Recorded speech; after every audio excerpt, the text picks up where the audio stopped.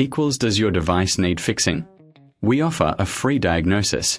We pick up and deliver right to your door, no calls or travel needed. We send you a quote before repairing, and only go ahead if you approve it. Easy, transparent, and professional. Link in description. To start, gather your tools, a screwdriver, a new motor, and a soft cloth for cleaning. First, unplug the Dyson DC29. Remove the screws from the base using your screwdriver. Carefully lift the cover to expose the motor. This is a great time for a visual inspection. Look for any signs of wear or damage. Next, disconnect the old motor by removing the screws holding it in place. Remember, professional diagnosis without obligation is available if you're unsure.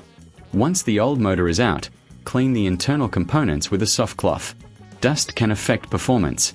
Now, place the new motor in position. Secure it with the screws you removed earlier. Make sure everything is tight. Reattach the cover and screws to the base. Before you plug it back in, double-check your work. If you need assistance, remember we offer pickup and delivery at your home. No calls, no travel.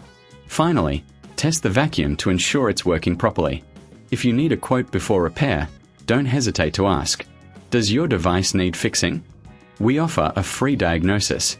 We pick up and deliver right to your door, no calls or travel needed. We send you a quote before repairing, and only go ahead if you approve it. Easy, transparent, and professional. Link in description.